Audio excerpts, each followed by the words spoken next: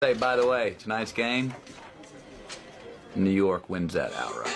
You know he's on top. Million subs, he never gonna flop. Out of Chicago, where the streets don't sleep. Betting on games, making cash real deep.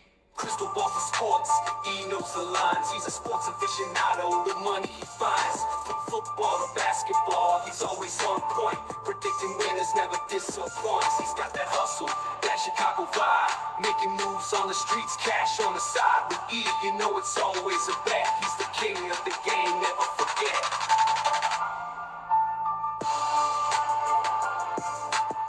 Hello and welcome to the Etoft21sports show for April 15th. Happy tax day, everyone. How is everyone doing? My name is Erik. I'm the man behind Etoft21sports. Absolutely loaded episode for you today. My boy Bryce from the I Need It Sports Pod is going to come on. We're going to give you matchup previews of the NBA playoff games that we know, plus share some bets. But as always, the Etoft21sports show is sponsored by JustOutTennis.store. Go there. Use promo code ETOFT21 for 10% off and Prop Hex. Download the Prop Hex app. Use promo code ETOFT21 for 2% back on every bet for your first 30 days. No Gino today, just Bryce and myself. Loaded episode. So let's jump right into it and welcome my boy Bryce to the show. Bryce, how you doing, man? What's up, Erik? What's up, Erik? Good to be back on the pod. Ready to get, NBA playoffs started. Got the plan tonight, kicking things off. And, just like we had spoke on about a week ago, before we knew it, playoffs are here. It's time to go. Time to lock in some of these bets. So before we get into it, let's talk about the big news. Mike Malone fired. What? Huh? Yeah. What happened? Like, thoughts? It must have got really bad in that locker room. I thought the Taylor Jenkins firing was crazy, and then even closer to the playoffs, Denver, who was in the running for a top 3 seed at the time of the firing. From what I've heard, I guess Malone was clashing with upper management, not playing the young guys that they wanted to see develop. Heard some things about he was showing some favoritism to Russ over some of those younger guys they drafted. Mike Malone actually had a couple of off the wall comments, or not off the wall comments, but some suspicious comments. A couple of these games right before he was fired, talking about players, not showing up when they need to, not watching film how they're supposed to. And I find it kind of interesting that the last month or so, Jamal Murray was, we hope we get him back for the playoffs. As soon as Mike Malone is fired, Jamal Murray is healthy and he's back in the lineup. I don't know if there's anything there with that one, but that one seemed pretty interesting to me too. The GM and the coach didn't get along, and I think now this is reading the tea leaves from what I've read and what I've heard, is if they didn't win the title when they did, he would have been gone that year. They won the title, it brought him an extra year, and he doesn't like to play young guys. And Booth was like, we're not going to go over the tax. They remember Brown, they didn't re-sign Brown, who was key to them winning the title, brought in some younger guys. Malone didn't want to play him. So I agree with everything you said. There was the Booth guys and the Malone guys just button heads and just didn't work out. Now it looks like it's a reset. Not really a reset, but getting a new coaching, new regime up there. It's going to be interesting to see. Do you think they ever trade Porter or Murray, or do you think they look to make a move? I mean, I feel like Porter would be the piece you have to move. But I also heard that I guess upper management has ties to Missouri, and Porter is off limits. They're not trading him much. So I don't know how much there is to that, but I've read that too. But I would think Porter would be a pretty valuable trade piece. And I mean, unless he's hitting shots, Porter's not really providing much else. He's not a defender. He doesn't pass the ball. He's just there to knock down shots. Obviously, a great piece for Joker and his skill set, but hasn't had the best year. So yeah, I think you would need to kind of move up Porter. And if you can get someone for Murray's kind of a aging guard. Yep. Never had an all-star nomination. So it'd be interesting there to see what you could get back in a trade package. But I mean, I feel like if there's teams out there that can get 5 first-round picks for Mikal Bridges, you should be able to get some pretty good hauls for Jamal Murray or Michael Porter in a trade. So my favorite Jamal Murray story is I had him 20-1 to have the most assists in the NBA Finals. And son of a bitch, he did it. So he'll always own a special place in my heart, Mr. Jamal Murray. So let's go ahead. Let's jump right into it. First game, first series, we're just going to kind of talk about, just kind of give our thoughts or anything. We're not really going to say if we have any bets in it, just kind of like give our thoughts on the series. It is the Milwaukee Bucks going to the Pacers, the 4-5 matchup in the East. Thoughts on this?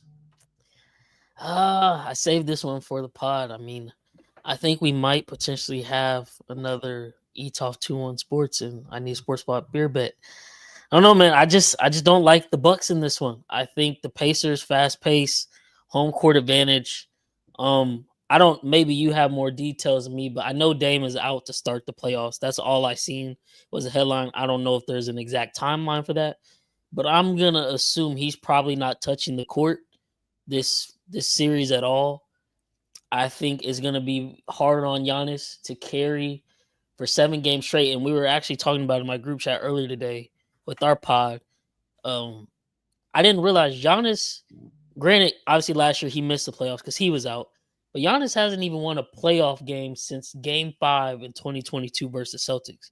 When y'all were defending champs, went up 3-2, and it looked like well on your way to defending that title. Boston wins the next 2 games. Year after that, swept by Miami, who was a play-in team. Giannis got banged up that series too. But I just don't know if Giannis can carry this team against Pacers, who just seem to be somewhat of a mismatch for Milwaukee style.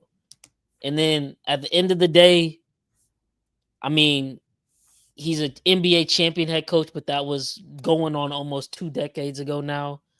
I just don't know if Doc Rivers is going to be able to get it done either. So just a little worried there. And I think Indiana, the young run and gun team, I think they got it. Real quick, let's make some money. Any bets in this Warriors game? Did you do anything? Yeah, I got a little fun bet. I got Pods first basket plus 850. I did. I am no fun. I did the first half under of 112. I am no fun with my bets. I look at it like this. To me, this version of the Bucks, it resembles the 2019 team.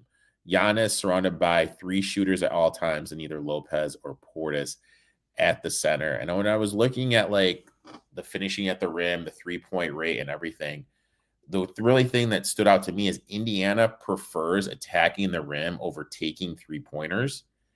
And Milwaukee is elite at defending the rim with Lopez and Giannis.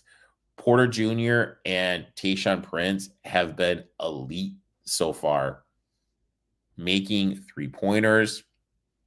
Obviously, I feel the Bucks defense is noticeably stronger without Damian Lillard on the court. Milwaukee won the regular season 3-1. Pacers offense, when we looked at it, it's regressed from last season while their defense has improved. But when you look at the defensive leap Milwaukee's made, it's quite significant. Now, when we look at the games this season with the Bucks, this is the big stat that stood out to me. When Giannis was on the floor against the Pacers this season, plus 12.9 net ranking. Pretty good, okay?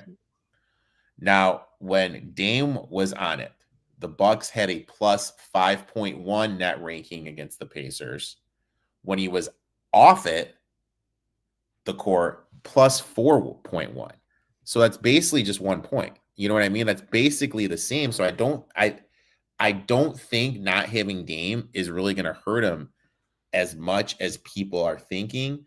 Obviously, we got Carlisle against Doc. Am I a little worried about that? Yes, I'm a little worried about that. Bucks went 4-0 against the spread versus the Pacers. 3 of the 4 went over. Then also when we looked at it, Bobby Portis, his minutes increase. We could kind of look to see him, how can I word this? him having an increased role here because they're definitely going to need a second scorer. I have someone who I think is going to be a second scorer is going to I'm going to have a bet on. But to me, Giannis, this is the best he's played since they won the title. I mean, I think the Bucks are kind of like a sleeping giant right now. And I think they have enough to get through this Pacers team just because of they're going to play everything Griffin did with the defense is gone. It's all drop coverage now with Lopez. They're going to force the Pacers to attempt threes. Pacers are 21st this year in the league in shooting. And if they're not making those shots and they're doing these mid-range and the Bucks are doing their thing where it's Giannis, 3 shooters, Portis and Lopez driving and they're making their threes, it's just a math equation at that point. So I kind of lean Bucks, as crazy as it sounds. I like it. So I guess because, like I said, so what's this? 2021 won the championship. 2022 lost to the Celtics, who ended up going to the finals. Mm-hmm. But I know, obviously, I think it was Middleton ended up getting banged up, so he wasn't even really healthy that series. So Giannis was kind of taking on everything. Yeah. And gets banged up in the following year and swept by the Heat. And then last year, obviously, Giannis didn't play at all. So if Giannis isn't able to get this done, are you willing to kind of reset and maybe trade Giannis to whichever suitor? And, I'm sure he wants to go to some contender, someone competing. Are you willing to kind of trade off Giannis and kind of do a rebuild? But like, my thing is this. If he doesn't want to be traded, you know what I mean? Like, because the word is the Mavericks offered Luka for Giannis. That's the word. And the Bucks said no. So literally, if that was going to be you know what I mean? If it was in their head, you're not going to get a better trade package than Luka Doncic. You're just not. So if that was a real possibility of Giannis looking to leave, then I think they would have pulled the trigger then and would have done that trade. In terms of him trading, I mean, when we kind of look at the landscape of the league, Lakers can't afford him. I mean, does he really want to go down to Miami? Because when you look at what Miami has, what does really Miami going to have? What are the other? New York can't afford him. Brooklyn has some assets, but if he goes to Brooklyn, would he be in a closer situation? You know what I mean? I guess like that's kind of the thing. I look at it like where could he go to where he'd be in a better position to win a ring? I mean, like Houston, but like you're a Houston guy. Like, is Houston going to want to give up the young pieces they're going to have to give up to make that trade? I keep hearing that rumor float around. I'm just hoping that they don't make that move. Like, they finally seem to be moving in the right direction with Ime and the young pieces. I'd rather just let them build and become something rather than let's trade it away thinking like, oh, this is a championship. I don't think this is a championship window right now within the next 2 years of Houston basketball, but it's beneficial for them to get playoff experience like we spoke about on the pod a couple weeks ago, where it's like you just want your guys to get playoff experience. Houston doesn't have that yet. I think it would be dumb to trade for Giannis. So, yeah, I'm not a fan of that one either. So, yeah, there is no real suitors, I don't think either. But I just think it would be interesting because, I mean, that would be essentially you win a championship and then 4 years in a row after that, you don't even make it to the Eastern Conference Finals with 3 of those years getting bounced out in the first round. I wonder where Giannis's head would be at. But I mean, like, I would look at it like this. Hey, you know what? Against Miami, you got banged up. I mean, the last 2 years, I feel they would have won if he didn't get banged up. Yeah. I feel if he's out there and like that can be your selling point to him. They do need to do a little bit better job with the roster construction. And I mean, that's kind of the thing. Next one, you know what? This is the thing. I grew up a Pistons fan. I grew up in Detroit. And we got the Pistons, Cade Cunningham, leading them back to the promised land, going against the Knicks. Why don't you just kind of say, sorry, real quick. No bets, but what's your prediction? Like, what's your prediction for the Bucks and Pacers? gun to your head, where do you think it's going to be? I think it's Pacers in 6. And All if right. it's not Pacers in 6, I think it's Milwaukee in 7. I say Bucks in 6, baby. So, next one, where we're going to the Pistons and Knicks. What say you, my friend? This one, I'm rooting for the underdogs. I don't know if they'll get it done because it is their first time in the playoffs. But man, we talked about the Pistons a little bit a couple weeks ago. They won 30 more games this year than they did last year, which I don't think is getting talked about enough, especially after losing Jaden Ivey. What was that, about like 30 games in? To do what Cade Cunningham is doing over there and lead them to the spot in the playoffs, and now he gets to go into the Garden for his first playoff series. I think he'll be able to handle it, but it'll be interesting to see, like, if he is able to do that. That's a lot, for your first playoff experience, being in that type of environment. But I think it's something he can thrive in. But Detroit won the season series. Obviously, this playoff's different basketball, but they did win the season series 3-1. They have a top 10 defensive efficiency ranking. Cade is averaging, I think, 38-5 versus the Knicks. I think Detroit is gonna push this one to sell. I think this is gonna be a hell of a series. It's gonna be a battle. I might lean New York just for experience, but I think Detroit is gonna give them everything they got, and I wouldn't be surprised if the Knicks slip up and don't get this done. So before I get into my 2 cents, let me ask you this: how would you feel, Rockets fan, if Green or Thompson, for you guys, we'll say Green because Green's a bigger name, was at NBA countdown all week leading up to the playoffs?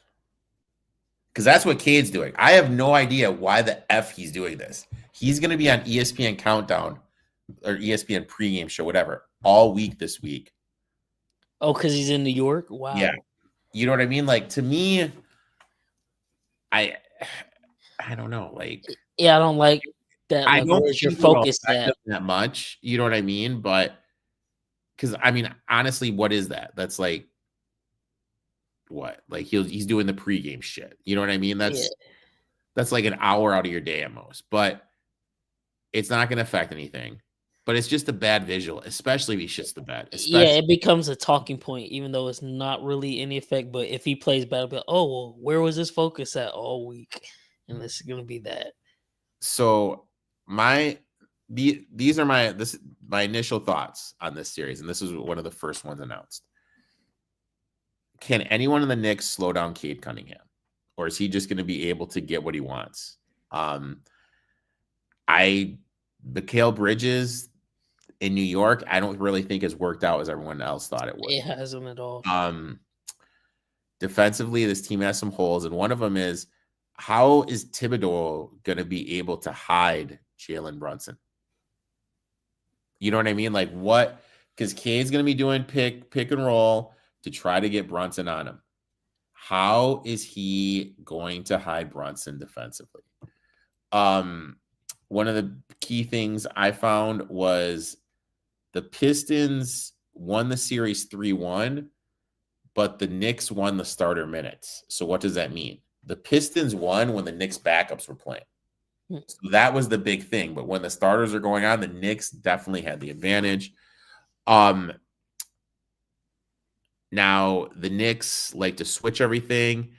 That doesn't bode well for Karl Anthony Towns if he gets on one of these smaller guys. So you got Towns and Brunson. If you do this pick and roll defensively, are going to be a little bit at a standstill. Now, obviously, if the Knicks blitz Cade, they take away and force Cade to go to the rim, or surprisingly, he doesn't do a good job finishing at the rim, the Pistons are going to struggle because they rely on him so much to score, especially with no Ivory. Now, I'm a little bit concerned about the inexperience for them. Yeah. They do have some firepower, though, where they can shoot threes. They shoot at 34% from deep with 5 rotational guys, so that they're always going to be in a position to win. Pistons have covered 3 of the 4 games against the Knicks, covering 56% of those matchups this season. And have been strong as underdog, covering 56 this season. Detroit, solid bounce back trend. So they are 22-14-1 against the number after a loss. So obviously, if they do lose game 1, there's going to be value on them. Overhit of 7 of their last 10. These teams can score. I mean, I think defense is going to be optional here. I think it's going to be fun. I think it's going to be a fun series. I'm a little bit worried, though, with that first punch that the Knicks give. How do the Pistons bounce back, get off? Bounce back. Like, if I look up and it's Saturday afternoon and it's they get out, the Knicks get out hypothetically 16-4. You know, like one of those things, I wouldn't be that surprised just because first game, Madison Square Garden. Now, it is totally possible Cade has one of those Trae Young moments. Yeah. Big city, big lights. Cade's like, hey, this is me. Let me cook. I could definitely see that happening too. Yeah. What do you think prediction-wise, gun to your head? Gun to my head, I'll go with the Knicks. And honestly, I think what we will see Saturday, I think Knicks probably are going to punch them in the mouth first game. I think the spread is closing around like 6.5, 7-ish. If I had to pick something, I'd go Knicks 6.5 or 7. I just think, like I said, that crowd is going to be a lot. I think Cade will be able to handle it. I just think first playoff game, Madison Square Garden, experienced Knicks team who's going to be, I mean, it's playoff time. It don't even matter because Tibbs does it anyway. But all their guys, barring any foul trouble, are going to play about 40 minutes Saturday, knowing Tibbs. So they're going to be throwing everything at him. I just think it's going to be a tough game for Pistons game 1. But then I think they will bounce back game 2. And that'll really be the key identifier on how the series goes if they're able to bounce back game 2. But game 1, I think it could turn into a little bit of a bloodbath. So this is my concern with the Pistons. Okay. Isaiah Stewart. Like, is he going to be able? He is such a big key piece. You know what I mean? Is he going to be able to keep it straight up here?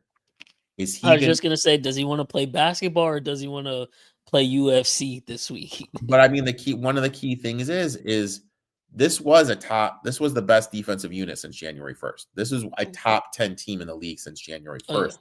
And I really think Jalen Durant, Cade Cunningham, even Thompson, I think we see all these guys kind of take a little bit of a step up. Yeah. And you got Schroeder there to kind of work the second unit. You can play Cade off the ball now. Schroeder can play point. And with this lack of defense, like I don't know, man. I think what's going to happen is the Knicks win game 1, then the Pistons win game 2. We go back to Detroit. It's 1-1. I think this series goes deep. Yeah. I think it goes deep. I think my heart of hearts says Pistons in 7. My reality says that would be a hell of a first playoff series for Cade if he's able to walk it off game 7. But then if he's able to do that, you know, you've been saying Cade should be the face of the league. I'm telling you, it's coming. People aren't realizing it, but I'm telling you, he's gonna have a great series this series, and then those talks will start picking up in the off season, and we'll be able to come back to this and be like, I told you, Cade Cunningham was the one the whole time. Well, everybody kept bypassing. Oh, it's got to be Ant Edwards, Jason Tatum, Cade Cunningham, Detroit. You know, everybody can root for the underdog. It's all right there for him. And like we said, 30+ wins since coming off last year. I don't really necessarily agree with the comeback player of the year because he was, you know, lottery pick. But I mean, he's gonna turn that franchise around. They haven't played winning basketball, I guess, since the Blake Griffin days, but really since back, you know, with the Chauncey Billups Pistons. But that would be big for the league. If I feel like, you know, like when Detroit has good sports teams, it makes, you know, that league more fun to watch because it's something everybody can rally behind. So yeah, I'm definitely rooting for Cade on this one. And another thing I'll last say about the series I want to touch on, you kind of mentioned it. How does Jalen Duren control the boards? Because Knicks are 23rd in total rebounds. If he can control the glass and dominate there too, that's going to be more opportunities for the Pistons to go get buckets on the offensive end. And then, like you said, New York can't play that great of defense. So more rebounds you grab, more opportunities you get on the other end. I think Jalen Duren is going to be able to have a great series as well on the glass. Can the Magic win a game against the Celtics? So we're doing this live. Obviously, the Magic just won. The Magic are going to go ahead and play the Celtics. My big thing with the Celtics is what's going on with Jaylen Brown. Yeah. That's priority number one. If he's not there, is it going to hurt them later in the playoffs? Yeah, of course it will. Against the Magic, who, except for Bankroll and Wagner, really lack anyone that can score, probably not. The Magic, because it is the Celtics, and the Celtics do have the track record, I think the Magic's win one. I think this is a gentleman's sweep where it all. Yeah, it's gentleman's sweep for sure. Because there's going to be one game in the series where Boston shoots 12 for 57 from 3, and Bankroll and Wagner both each have 30, and they win it. But other than that, yeah, Boston will take care of them easy. Like we discussed, Orlando just needs some more offensive firepower.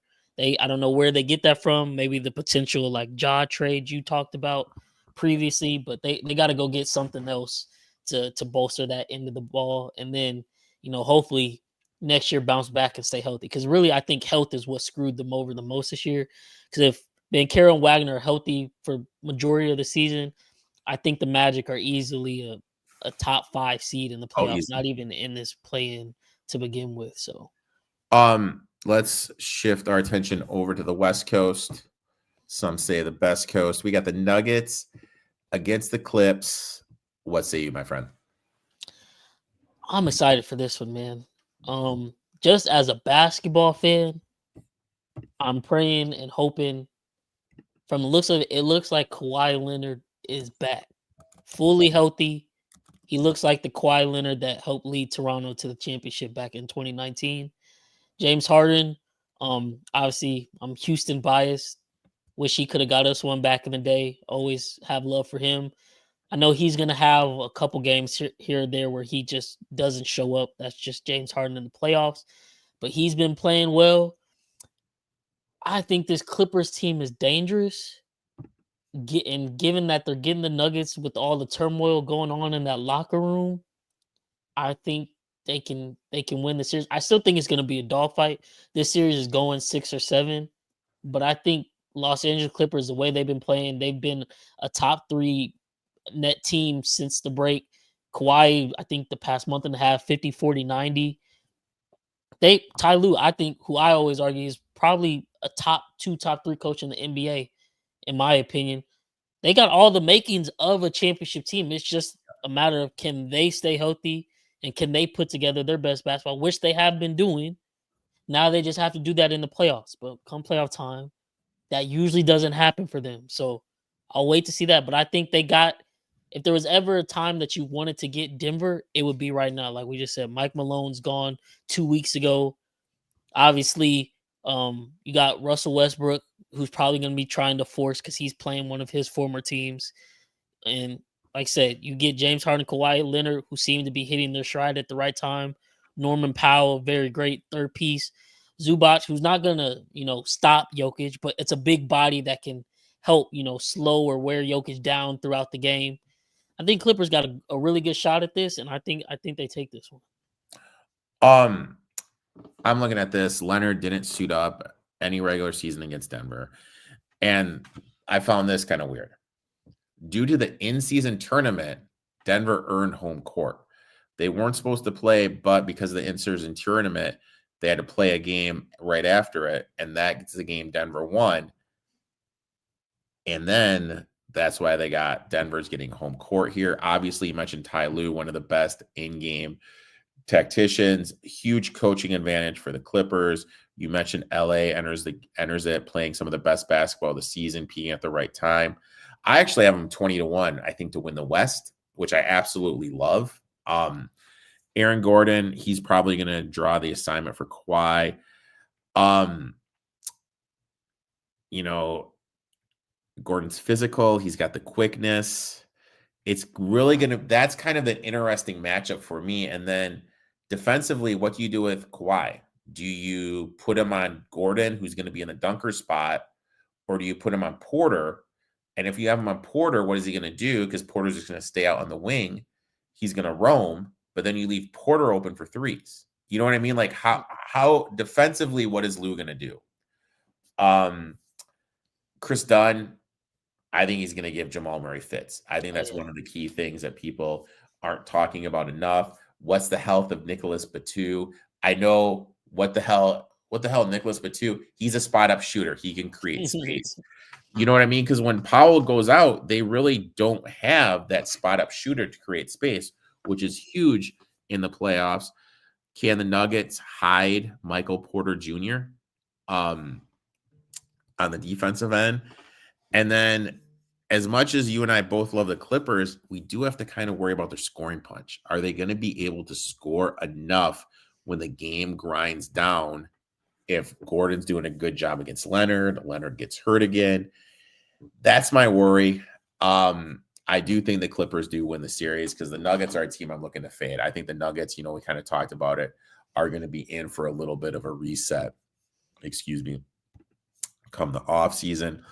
Last one, we got the Lakers against the Wolves. Where's your head at here? Going with the Lake Show on this one, man. Like I said, I'm a big Doncic fan. I get the criticisms of his defense or his effort sometimes, but I think some people overestimate that or throw too much into that. He's one of the greatest playoff performers we've ever seen in his young career. He only gets better in the playoffs. Now you have him with LeBron James, which kind of allows LeBron to coast, which is big as a 40-year-old in his year 22, I think. Luka, first 3 quarters, you do your thing. 4th quarter, LeBron take over, allows him to play defense. Austin Reeves, obviously, he'll be drawing the third defender here. They're going to be able to play small ball. And I think this series is just going to only further emphasize. I don't know. Rudy Gobert's probably been in the league, 9 years now, I think, maybe 10. He's been here too long. He's developed no post move. He's got no go-to post move. People are like, oh, well, the Lakers are small. It's not even to your advantage because it's not like you can throw the ball into the low block to Rudy and allow him to go to work on Jackson Hayes or whoever when they take him out the game. I think this is going to be a Luka classic. He's just going to cook the Wolves throughout the series, and then Austin Reeves and LeBron will average around 20 to 23 points, do what they need to. LeBron will have 2 games out of the series where he's, LeBron, he does his thing. But I just think it's just going to be Anthony Edwards versus the Lakers. I mean, and then I'm not a big fan. I don't think you are either from talks we've had. Julius Randle, notorious guy for playing well below his standards come playoff time. I expect him to have a flunker of a series as well. I don't think the T-Wolves had the year they wanted to. I'm still confused on what they thought they were doing when they traded Cat away for Julius Randle. I mean, it gave Ant, more shot opportunities, which he took advantage of, led the league in threes this year, but it hasn't translated to winning basketball, and it's not going to translate now. I think Lakers will handle this one fairly easy. I agree with you 100%. Lakers have several key matchup advantages. Lakers defense specifically designed to limit 3-point attempts and capitalize them on the offensive end. Minnesota lacks consistent rim pressure.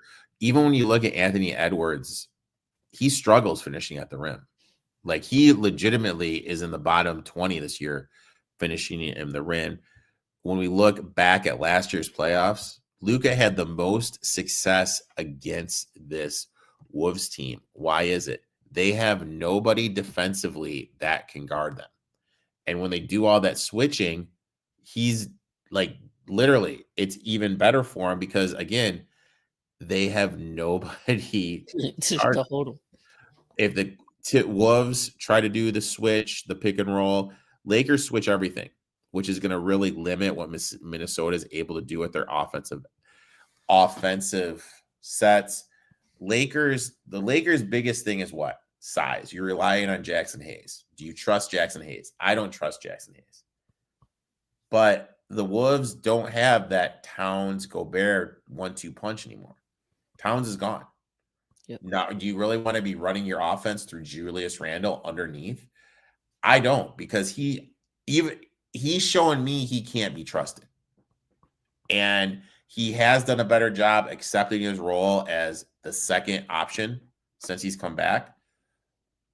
But is he going to go get the ball underneath and be able to do work? Is Ant going to give him the ball? You know what I mean? It's just not a good matchup at the end of the day for it. And I think the Lakers are live to sweep here. I mean, we both have a couple bets coming on that we'll get to a little bit, but I think the Lakers win this one rather easily. Speaking of bets, we're going to jump right into it. Before we get into all that, I need to give a shout out to last week's guest, my boy Matt, who gave a Masters betting preview. He gave out the winner, Roy McIlroy, plus 600, and Reed, top live golfer, plus 1,400. Matt will be back for the U.S. Open in about a month and a half, so be on the lookout for that. But shout out to my boy Matt. Make sure you guys are following him on Instagram. I think that's where he does most of the stuff. MPAPPAS on Instagram. Make sure to give him a follow. Let's jump right into the bets. I mentioned the Lakers. Your first bet is the Lakers. Tell us why you like the Lake Show. For everything I just said, I think they have so many matchup problems for the Timberwolves, like we just discussed. There's not a single soul on that Timberwolves roster that can guard Luka one-on-one, and they're gonna switch. He's gonna get the switch on Rudy. He's gonna cook Rudy. Jaden McDaniels will start off on him. Jaden McDaniels, as good as a defender as he is, not knocking him, he cannot guard Luka Doncic. They'll get the switch on that. We said Ant. He's going to get up a volume of shots, but if you force him to the rim, funnel him to the rim, he's not good at finishing at the rim. And I think another part of his game he still has to tremendously grow in is getting his teammates open looks based off the defensive looks he's getting. He still hasn't necessarily progressed to where you like to see him there for them to win this. And I think, the Lakers are just going to be able to handle business, but they'll drop a game or two here or there. So I was looking at it since the 2020 bubble. They won the series versus the Heat, won the finals. Every playoff series they've won since has been 4-2. They're very liable to drop game one. It's usually a fill-out game for LeBron. Luka does, however, change that, though, because while LeBron will just be filling, Timberwolves out game one, kind of coasting, Luka's very liable to kill them, and they still win game one. So I went Lakers win 4-2 because that's what, the trends say. But I would even throw money on plus 300 gentleman sweep at 4-1 Lakers. I just think they're just going to overpower the Wolves this year. And Wolves management is going to be thinking, going into this offseason, what did we do? Did we ruin what was potentially a championship window with our young star in Anthony Edwards? And even though I'm not the biggest Karl Anthony Towns fan, I don't think it was a win to trade him for Julius Randle, like you said. Julius Randle is going to prove why that trade was bad in this playoff series because he's going to perform below his standard. So got the Lakers to win this one in 6. And Reed can opt out. Reed can opt out after this year and losing him with a big piece. So it just kind of goes like how these windows with these teams, they can just kind of close just like that. Just like that. We talked about the Bucks, fear the deer. I'm taking them.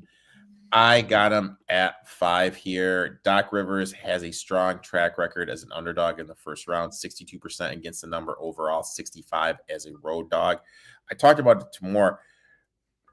earlier, This is just simple math. The Bucks are playing Giannis with a stretch big and 3 shooters, creating downhill lanes for him to attack, which is going to open threes. Indiana ranks 21st in 3-point attempts. They rely heavily on the mid-range. If the Bucks are making threes and the Pacers are making twos, it's just a math equation. Pacers usually thrive defending smaller guards, so Lillard out actually gives an edge to Milwaukee, the size and length and the wings. Kuzma is going to be huge. He's going to be able to match up with Siakam, freeing up Giannis to roam, provide help defense, maybe even double Halliburton a little bit. Milwaukee's interior defense, anchored by Lopez and Giannis, is elite.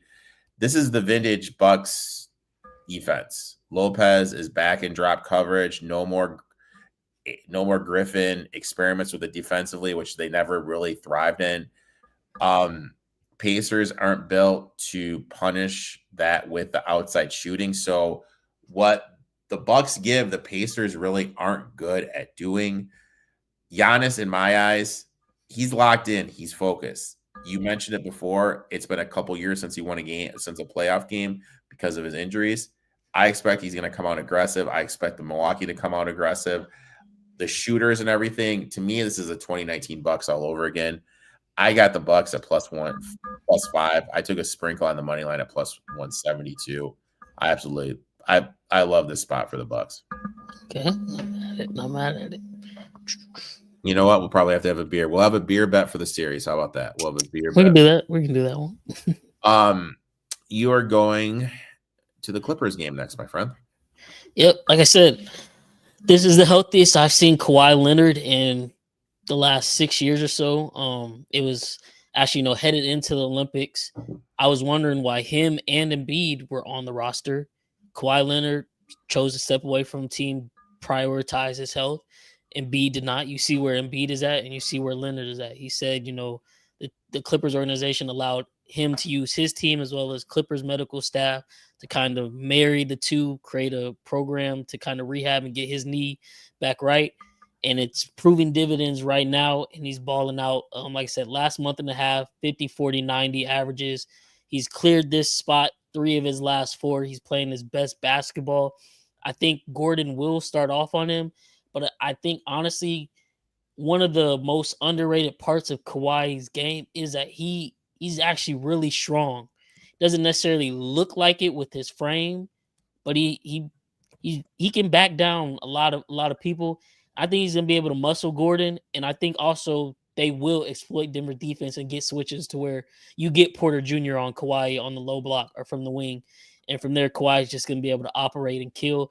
And I think if the Clippers are going to win this series, it's got to be Kawhi as the number 1 and James Harden supplementing that. If you put the game in James Harden's hand, I'm not saying he can't do it, but it's going to be much harder for the Clippers to win the series because James Harden is liable to have lapses throughout the series. I think this is going to be on Kawhi to be that number 1 guy, kind of try to go regain his throne and his spot as one of the top dogs in the league. I like him here for over 24.5. I like that one a lot. I'm going to the Lakers -1.5 series price +130. Basically what that means, as long as it doesn't go 7 games and the Lakers win, I win the bet. So I'm basically getting at +130. It's a matchup look, first of all, I hate the Lakers. I absolutely despise the Lakers. And I'm sure Gino is smiling, and I hate that I'm betting at them. But we talked about it before. Minnesota literally has no answer for Luka. Last year in the playoffs, 32.4, 47 from the field, 43% from beyond the arc. Now he has LeBron James alongside of him to take pressure off. This is a nightmare for the Wolves. Last year, the Mavericks dominated this matchup, winning 4-1. And now Luka's on the Lakers. Better team, better pieces around him, playing against a Wolves team who isn't as good with worse defensive pieces. Minnesota loves to switch, but they simply don't have any player that can stay with Luka. One of LA's biggest defensive weaknesses is protecting the rim, but Edwards doesn't finish at the rim. Conley can't be anyone off the dribble. They don't have anyone that can get to the rack, and they have no post presence besides Julius Randle. And I don't trust Randle at all if they like to go that route. Wolves rely heavy on the 3. Lakers are elite defending the perimeter. Lakers are constructed to win the 3-point battle. Minnesota, you know what? They're not that good defending the 3. I feel that this is just a bad matchup for the Wolves. I feel when we look at the teams, the team that has the quote unquote best path out of any team in the West is the Lakers. Yeah, they did get a great path. Lakers, great path to it. When we look at the Thunder, I mean, it's possible the Thunder may have to beat the Warriors and then the Clippers back to back, or the Warriors and then the Nuggets back to back. That's a brutal path. Lakers have a great path. I think the Lakers get it done here. I'll take the Lakers on the series price, -1.5 at +130. Next one, my friend. Yeah, Pacers over 115.5 team total this weekend. You kind of alluded to it earlier. I believe you said 3 of the 4 games in the series matchup over the course of this year between Milwaukee and Indiana have gone over. Pacers have hit over this mark in 3 of the 4 games versus Milwaukee, except one where they hit 115 on the dot. It's going to be game 1 in Indiana. Crowd is going to be fired up. I feel like it's just going to be one of those games where everything Indiana throws up just goes in because they're going to be feeling good. They're walking into the series with confidence coming off of last year being able to beat this team. So they're not going into this scared. They have that playoff experience under their belt. I just think it's going to be just an electric atmosphere Saturday afternoon. And I think, Halliburton is going to have those guys ready to go. He's going to be distributing the ball all over the court. And your favorite guy is going to come in too and add to it. McConnell is going to get some points off the bench, and you're just be like, we're getting killed by TJ McConnell, and that's why we might end up losing this game. It's brutal, dude. TJ effing McConnell, it is just brutal how he's in the league. And it's something that I will never understand, how TJ is in the league. And I sent you that text message how many times during those playoffs. Can't count. Next one. And oh my God, I can't believe I'm doing this. I can't believe I'm saying this. Kevin Porter Jr. has made his way onto my playoff betting card. Never thought I'd see the day. Last 10 games without Dame, gone over 8 of 10, 5 of 5 in the last of it. During the stretch with no Dame, averaging 16 points per game, his role has clearly expanded with the ability to shoot from deep, contribute defensively. He's averaging 27 minutes per game right now without Dame. I think we're going to see an increase. Yeah. With Indiana has improved defensively. Still not a unit I fully trust, especially in a playoff setting. Porter was red hot to end the season.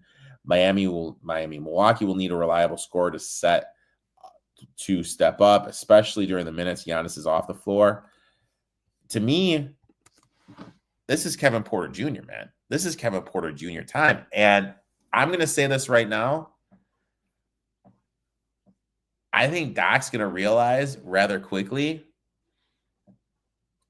that Kuzma defensively is good, but we're going to have to kind of limit how much he plays. I meant to ask you that when we were talking about it earlier. I was going to say, how much does Kuzma worry you? Because that's one of the things I feel like Doc needs to realize, and rather quickly. This is not a series to let Kuzma go screw it up. If he's, doing Kuzma things out there, you put him on the bench and put in the guys who are going to give you consistent, sound, fundamental basketball. And like I said, a big and 3 shooters. That's not Kuzma. I really think, to me, the lineup the Bucks want to close the game offensively is Lopez or Portis, Trent, Prince. God, who's the other shooter? I'm spacing. I don't know who you want there. You don't want the young. You don't want Rollins. Rollins can only do a little bit. You know what I mean? AJ Green. I like my boy. He can stroke. He can play a little bit of the point. I think that's who you do go with to close the game, and then you put Kuzma in for the defensive minutes. Just because. And I love Gino to death. He told me he hyped up Kuzma. I was like, dude, he's not making 3 throws. That's the thing. It'd be one thing if you're telling me he was struggling in Washington because everyone was stopping him. They were throwing people on him, and that's why he was shooting poorly. But he was still making 70% of his 3 throws. He's in the 60s. He's just not seeing the rim. and now you're going to a playoff atmosphere, Doc's going to have to realize, hey, you know what? We need to kind of sit him down a little bit, man. Yeah.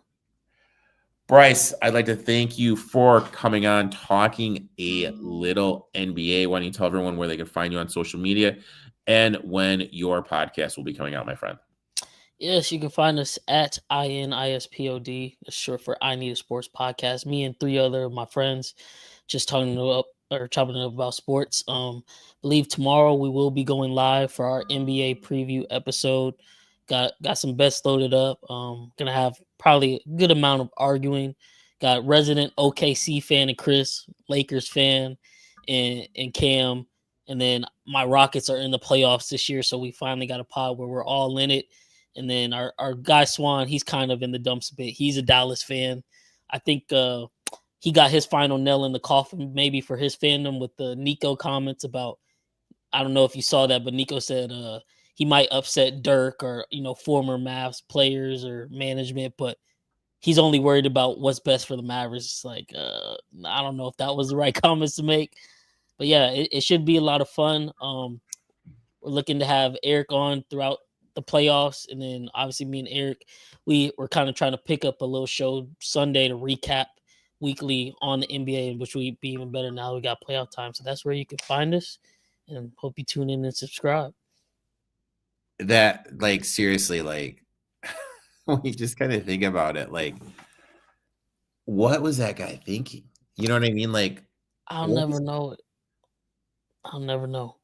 Like, you know what I mean? Like, there has to be like a Netflix type look investigative thing in that at 30 for 30, like some shit, because that is one of the most it's gonna go down as the worst trade. Like this is Babe Ruth from Boston to New York levels of bad trade. Because I mean, it's LA.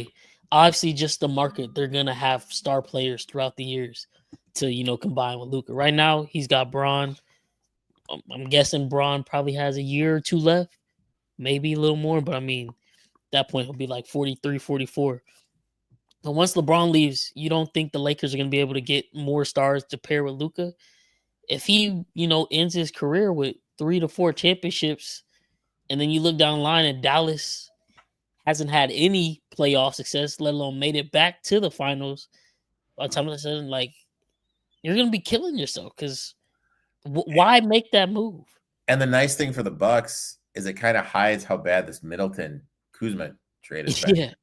AJ Johnson was great for the Wizards to close the season. Oh yeah. Middleton, look, his knee was never the same. And I mean, I really feel that year they won it, he was a top 15 player in the league, and he was amazing. That's gonna get lost and everything. But his knee was just never the same. He was just not reliable enough. But yeah, I mean, that Kuzma trade, I mean, he does bring some stuff defensively, but he's just not the scorer. But Bryce, best of luck in your bets. We'll have a Miller Lite bet on the old series, straight up series bet. Whoever wins it, gets a Miller Lite. Best of luck in your bets. I'm sure we'll be texting during the games, and we will talk soon, my friend. Talk soon. Thanks for having me on.